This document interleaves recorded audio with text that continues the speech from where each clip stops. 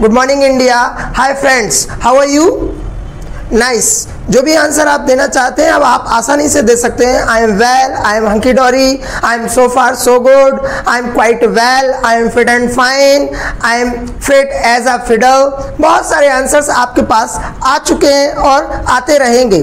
तो दोस्तों आप अब नएपन से अपने शब्दों की शुरुआत भी कर सकते हैं। यहाँ पर मैं आपसे यही पूछना चाहूँगा, आपकी लाइफ कैसी चल रही है? तो मैं इसको कैसे पूछूंगा? How is your life going on? और दोस्तों अगर आपकी लाइफ बिंदास चले, एकदम बिल्कुल शानदार, तो आप बोल सकते हैं इट्स रॉकिंग। क्या बोल सकते हैं?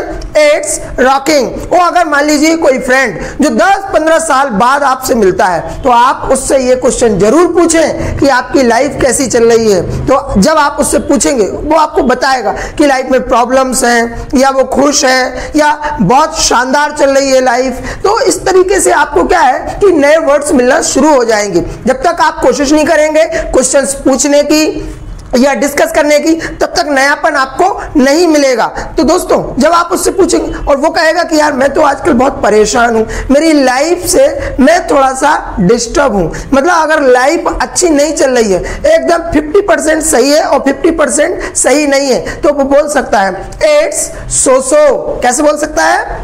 इट्स सो सो। तो दोस्तों सो सो का मतलब होता है कि ना ज्यादा बेहतर और ना ज्यादा खराब, मतलब ठीक ठाक है। तो इस तरीके से बता सकते हैं इट्स सो सो। चलिएगा हम वाद्य यंत्रों की बात करते हैं दोस्तों। वाद्य यंत्रों को इंग्लिश में बोलते हैं इंस्ट्रूमेंट्स। क्या बोलते हैं? इंस्ट्रूमेंट्स। जैसे आपने देखा होगा हारमोनियम, गिटार। गिटार तो आजकल पॉपुलर है, वैसे सभी वाद्य यंत्र पॉपुलर है। हारमोनियम, तबला, ढोलक। ढोलक को स्पेशली इंग्लिश में बोला जाता है ठम ठम। और दोस्तों वाद्य यंत्रों को बजाना ये बहुत एक शानदार कला है, एक ऐसी कला जिसमें आप महारत अगर हासिल कर लेते हैं तो अपनी पूरी दुनिया में नया नाम कमा सकते हैं। तो प्लीज मैं जो बता रहा हूं आपको वाद्य यंत्रों को बजाने की कला, वाद्य यंत्रों को बजाने को इंग्लिश में बोलते हैं प्ले द इंस्ट्रूमेंट्स। जब भी हम इंस्ट्रूमेंट्स की बात करें दोस्तों, चाहे वो ढोलक हो, हारमोनियम हो, गिटार हो, जब भी हम वाद्य यंत्र की बात करेंगे, उनको बजाने की बात करेंगे या चलाने की बात करेंगे, तो याद रखिएगा हर वाद्य यंत्र के पहले दा का यूज जरूर होता है। जैसे अगर मैं बोलूं बांसुरी बजाना, तो बांसुरी को इंग्लिश में बोलते हैं फ्लूट, लेकिन बांसुरी बजाने को इंग्लिश में बोलते हैं प्ले द फ्लूट। अब देखिए यहां पर दोस्तों मैंने जब बजाने वर्ड के लिए आपसे बात की तो यहां पर प्ले के बाद मैंने दा का यूज किया और दा के बाद फिर मैंने उस इंस्ट्रूमेंट का नाम बोला।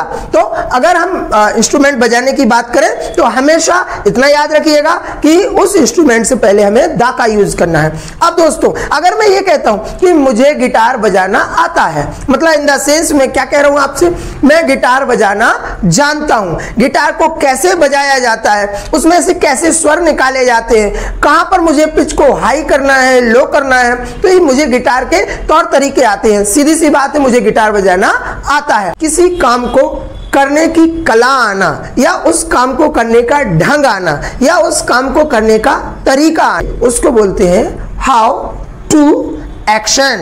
तो यहां पर मैं एक्शन मतलब मैंने यहां पर बात की है काम की। अगर मैं कहूं मुझे गिटार बजाना आता है, मैं जानता हूं गिटार बजाते कैसे हैं, तो मैं यहां पर बता रहा हूं कि गिटार बजाने वाला काम कैसे करते हैं। तो मैं बता रहा हूं अपने बारे में कि मुझे गिटार बजाना आता है। इसको इंग्लिश में कैसे बोलेंगे? I know how to play the guitar. और दोस्तों अगर आप हारमोनियम की बात करें तो हारमोनियम बजाने वाला काम मुझे नहीं आता। हारमोनियम किस तरीके से बजाया जाता है, उसमें से कैसे स्वर निकाले जाते हैं, मुझे नहीं मालूम। जो चीज मुझे नहीं मालूम कि ये कैसे बजाई जाती है, तो उसको इंग्लिश में मैं कैसे बोलूंगा कि ये काम मुझे नहीं आता है। I don't know how to play the harmonium. तो दोस्तों मैंने यहां बताया कि हारमोनियम मुझे बजाना नहीं आता, लेकिन अगर मैं ये बताऊं कि हारमोनियम बजाने वाला काम मेरे अंकल को आता है, वो बहुत शानदार हारमोनियम बजाते हैं, मतलब हारमोनियम बजाने वाला काम उन्हें आता है। अब मैं यहां पर किसकी बात करूं? मैं अंकल की बात करूं। और अंकल कौन है? Third person. और थर्ड पर्सन की हम जब भी बात करते हैं तो एक्शन में एस या ईएस का यूज करते हैं। तो अगर मैं बताऊं कि मेरे अंकल को हारमोनियम बजाना आता है, तो मैं कैसे बोलूंगा? But my uncle knows how to play the harmonium। अब यहां पर दोस्तों एक्शन क्या है? नो, तो मैंने नो में एस लगाया है। इतना ध्यान रखिएगा कि आपको पहचानना है कि एक्शन क्या है, तभी आप इंग्लिश ग्रामर में परफेक्ट हो पाएंगे। ये चीजें आपको सबसे डिफरेंट बनाती हैं, सबसे यूनिक बनाती हैं। इन चीजों का अगर आप ध्यान रखेंगे तो आने वाले समय में आपको एक पब्लिक स्पीकर और आपको एक ग्लोबल स्पीकर बनने से कोई नहीं रोक सकता है। तो मैं ये कह रहा हूं कि मेरे अंकल को हारमोनियम बजाना आता है। अगर मैं ये बात करूं कि दोस्तों डोसा बनाने को इंग्लिश में बोलते हैं मेक डोसा, और डोसा बनाना मुझे नहीं आता है, तो मैं कैसे बोलूंगा? I don't know how to make dosa. लेकिन मेरी वाइफ, उनको डोसा बनाने की कला अच्छे से आती है, तो मैं यहां पर कहूंगा मेरी वाइफ को डोसा बनाना आता है। तो कैसे बोलूंगा? My spouse knows how to make dosa. दोस्तों यहां पर मैंने एक नया वर्ड आपको दिया है, स्पाउस। Spouse means wife. तो यहां पर हालांकि स्पाउस एक ऐसा वर्ड है जिसमें हम हस्बैंड और वाइफ दोनों में से किसी एक के लिए यूज कर सकते हैं। एक वाइफ अपने हस्बैंड के लिए बोल सकती है यू आर माय स्पाउस, और हस्बैंड जब भी कभी किसी पार्टी में अपनी वाइफ को ले जाता है और दूसरों से इंट्रोड्यूस करवाता है तो वो बोल सकता है शी इज माय स्पाउस। तो इस तरीके से हस्बैंड और वाइफ दोनों के लिए स्पाउस वर्ड यूज कर सकते हैं। देखिए दोस्तों, एडवांस इंग्लिश में आपको एडवांस वोकैब्युलरी मिलेगी, स्मार्ट वोकैब्युलरी मिलेगी और बेटर कम्युनिकेशन मिलेगा। यहां पर आप अपने कम्युनिकेशन को और अपनी वोकैब्युलरी को बहुत स्ट्रांग कर सकते हैं, बेटर कर सकते हैं। तो इसके लिए आप वीडियो को पूरा वॉच करते रहिएगा, बीच में स्किप ना करें। कभी भी अगर वाद्य यंत्र की बात होती है तो याद रखिएगा आप ऐसी गलती ना करें जो अक्सर कई स्पीकर्स करते हैं। जैसे गिटार बजाने की बात करूं मैं, तो गलती ये मत करना आप play a guitar. Play a guitar एक रॉन्ग वर्ड है। अब इसकी जगह आपको सही वर्ड करना है, तो अभी मैं पहले बता चुका हूं कि सही वर्ड क्या है, प्ले द गिटार। और दोस्तों अगर आपको ए वर्ड का यूज करना है, हाँ मैं ये बता रहा हूं आपको, कई जगहों पे ए का यूज भी करते हैं, लेकिन कहां और किस सेंस में करते हैं उसको आप सीख लीजिए। अगर मैं कहूं आपको गिटार बजाने का शौक है और आपके पास गिटार नहीं है, आप मार्केट जाइए और वहां से गिटार खरीद लीजिए। गिटार खरीदने को इंग्लिश में बोलेंगे बाय अ गिटार। अब दोस्तों यहां पर मैंने गिटार से पहले ए वर्ड यूज किया है। क्यों किया है? क्योंकि यहां पर आप जब गिटार खरीदने जाएंगे तो कितनी खरीदेंगे? आप अपने लिए एक ही खरीदेंगे। तो अब यहां पर मैं बजाने की बात नहीं कर रहा हूं, चलाने की बात नहीं कर रहा हूं, उसको ऑपरेट करने की बात नहीं कर रहा हूं, लेकिन यहां पर मैं आपको गिटार खरीदने की बात कर रहा हूं। तो इस चीज का ध्यान रखिएगा। अगर मैं ये कहूं कि 3 दिन पहले मैं एक गिटार खरीद के लाया, तो अब मैं 3 दिन पहले की बात कर रहा हूं, एक गिटार लेकर आया, तो यहां पर मैं क्या बोलूंगा? I bought a guitar 3 days back. तो यहां पर मैंने दा का यूज नहीं किया। फिर क्यों नहीं किया? क्योंकि मैं यहां पर ये शो कर रहा हूं कि मैं एक गिटार लेकर आया, मैंने एक गिटार खरीदा 3 दिन पहले। तो यहां पर दोस्तों जब हम कभी वाद्य यंत्र को खरीदने या बेचने की बात करें या उसको नॉर्मली बात करें उसकी, तो हमेशा याद रखिएगा उससे पहले ए का यूज करेंगे। लेकिन अगर हम बजाने से संबंधित बात करें, उसको ऑपरेट करने से संबंधित बात करें, उसको चलाने से संबंधित बात करें, तो हमेशा इंस्ट्रूमेंट्स के नाम से पहले दा का यूज करना आवश्यक है। कंपटीशन में ये बहुत जरूरी है दोस्तों। और जो लोग कंपटीशन की तैयारी कर रहे हैं, चाहे वो रेलवे, बैंकिंग, एसएससी, व्यापम या कोई भी एग्जाम हो, उसमें ये क्वेश्चन बहुत बार पूछा जाता है। एसएससी में तो अक्सर इस टाइप से क्वेश्चंस आते रहते हैं। उन लोगों के लिए ये चीज बहुत फायदेमंद है और वो लोग इस चीज पर फोकस जरूर करें कि किस तरीके से क्वेश्चन आ रहा है और उसका आंसर क्या होना चाहिए। कंफ्यूज होने की जरूरत नहीं है कि सर एक जगह आ गिटार का यूज कर रहे हैं, एक जगह दा गिटार। मैंने आपको दोनों ही सेंटेंसेस क्लियर कर दिए। अगर खरीदने की बात करें तो बाय आ गिटार, बजाने की बात करें तो बोलेंगे प्ले द गिटार। यहां पर ये दोनों ही सेंटेंसेस अपनी अपनी जगह पर सही हैं। लेकिन अगर मैं ये कहूं play a guitar by the guitar, ये दोनों ही सेंटेंसेस अपनी अपनी जगह पर गलत हैं। इन चीजों का आप ध्यान रखिएगा। गाना गाने को इंग्लिश में बोले सिंग अ सॉन्ग, और गाना गाना एक कला है। और दोस्तों मैं अगर अपनी बात करूं तो ये कला मुझे नहीं आती है। किस तरीके से गाना गाना चाहिए या गाना गाने का तरीका क्या होता है वो मुझे नहीं आता है। तो मैं कैसे बोलूंगा, I don't know how to sing. लेकिन अगर बात मैं लता मंगेशकर की करूं, मैं उनकी बात करूं, तो उनको दोस्तों किस तरीके से गाना गाना है, किस तरीके से पिच को हाई करना है, लो करना है और किस तरीके से उनको लयात्मक बनाना है, ये ढंग उनको आता है। तो अगर मैं ये कहूं कि लता मंगेशकर को गाना गाना आता है, वो गाना गाना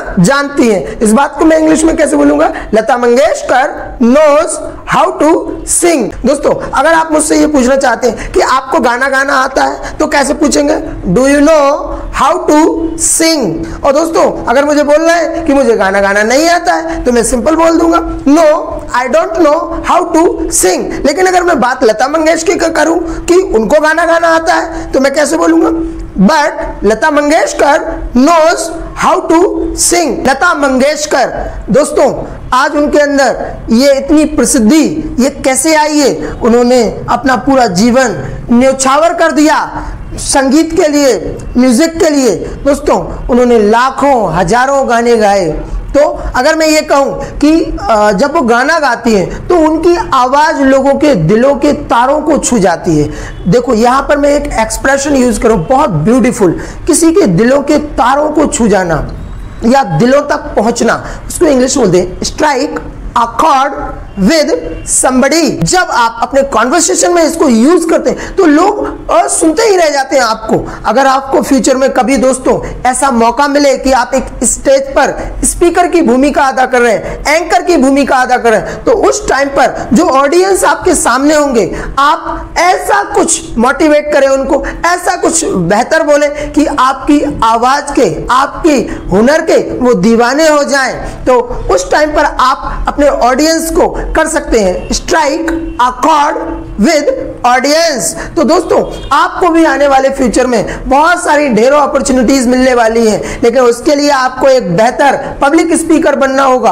उसके लिए आपको एक बेहतर कम्युनिकेटर बनना होगा। जब भी आपको पब्लिक में या ग्रुप में या कभी किसी मीटिंग में अपनी तारीफ करना हो या किसी इंसान की तारीफ करना हो तो उस तारीफ से पहले हमेशा इस लाइन को यूज करना जो मैं आपको बता रहा हूं। ये बहुत अच्छा एक्सप्रेशन है दोस्तों।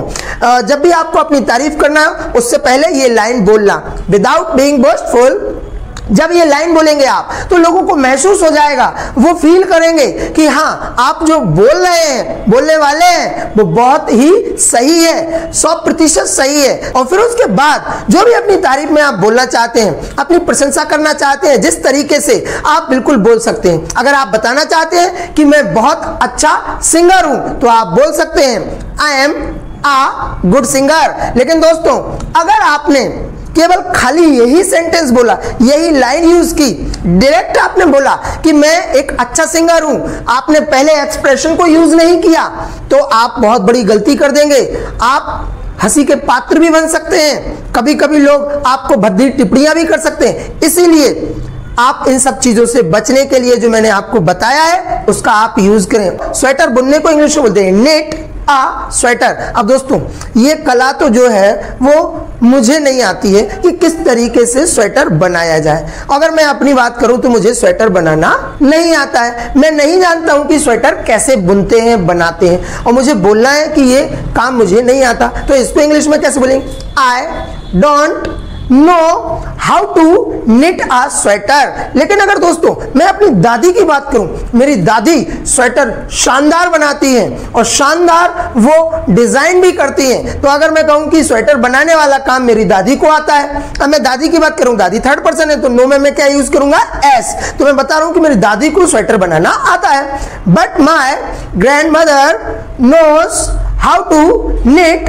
अ स्वेटर। और दोस्तों मैं यहां पर यह भी कहूंगा कि मेरी दादी स्वेटर बनाने में, बुनने में बहुत ही एक्सपर्ट है, मतलब वो स्वेटर बनाने में बहुत एक्सपर्ट है। तो अगर मुझे ये बोलना है, अब यहां पर मैं क्या कर रहा हूं, मैं दादी की तारीफ कर रहा हूं, और मैं दादी की तारीफ कर रहा हूं। तो दोस्तों मैंने अभी जो एक्सप्रेशन आपको बताया कि किसी इंसान की तारीफ करना या खुद की तारीफ करना, उससे पहले हमें कम्युनिकेशन का एक एक्सप्रेशन यूज करना है, सेंटेंस यूज करना है। तो यहां पर मैं दादी की तारीफ से पहले वो एक्सप्रेशन यूज कर रहा हूं, विदाउट बीइंग बोस्टफुल।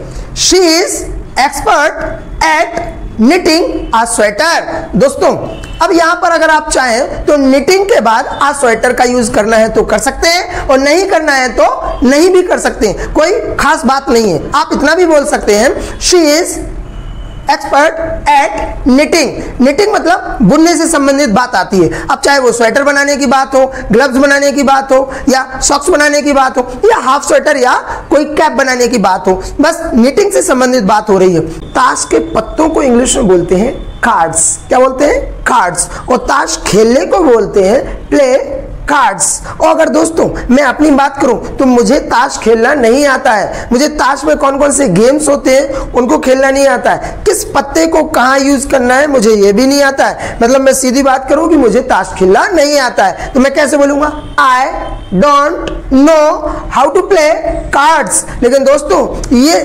ताश खेलने वाला, कार्ड्स खेलने वाला काम मेरे पापा को आता है, तो मैं अगर बोलना चाहूं कि ये काम मेरे पापा को आता है, मुझे नहीं आता है, तो मैं इस बात को कैसे बोलूंगा? But my father knows how to play cards. दोस्तों यहां पर अगर आप मुझसे क्वेश्चन करना चाहें कि आपको कार्ड्स खेलना आता है तो कैसे क्वेश्चन करेंगे?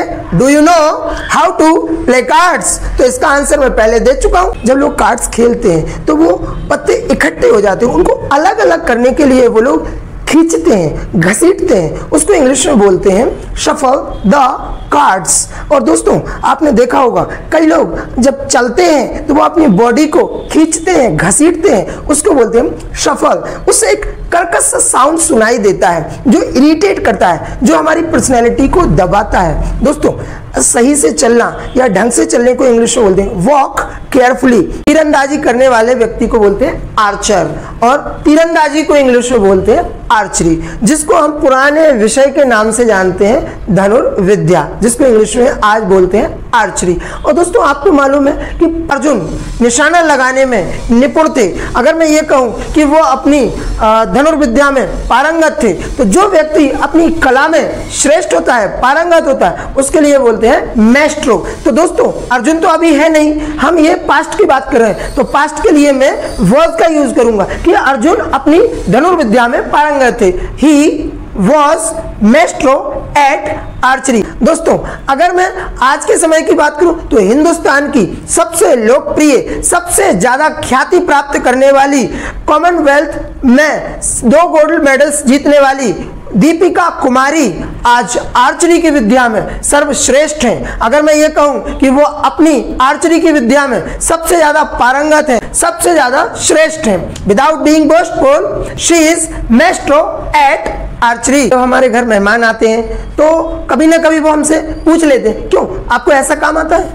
लड़कियों से तो अक्सर यही पूछ लेते हैं कि क्यों आपको खाना बनाना आता है?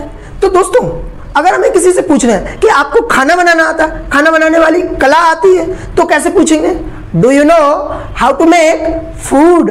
दोस्तों अगर मैं यहाँ पर कुक की जगह मेक वर्ड यूज कर रहा हूँ तो याद रखिएगा मैं एडवांस लेवल पर बात कर रहा हूँ। तो अगर मुझे बोलना है हाँ मुझे तो आता है खाना बनाना, और अगर मुझे यस में आंसर देना है तो कैसे बोले? Yes I know how to make food. और दोस्तों अगर मुझे ये बोलना है कि मुझे खाना बनाना नहीं आता है तो मैं कैसे बोलूंगा? No I don't know how to make food. और दोस्तों अगर मैंने बोल दिया कि हाँ मुझे खाना बनाना आता है तो सामने वाला ये बात भी पूछता है खाना बनाने में आप कैसे हैं? मतलब बहुत अच्छे हैं, आप नॉर्मल हैं, या बहुत कमजोर हैं? तो हम सामने वाले से कैसे पूछेंगे कि आप खाना बनाने में कैसे हैं? तो कैसे पूछेंगे? How are you at making food. और दोस्तों अगर मुझे बोलना है, अपनी तारीफ करना है कि मैं खाना बनाने में मास्टर हूं, तो मैं कैसे बोलूंगा?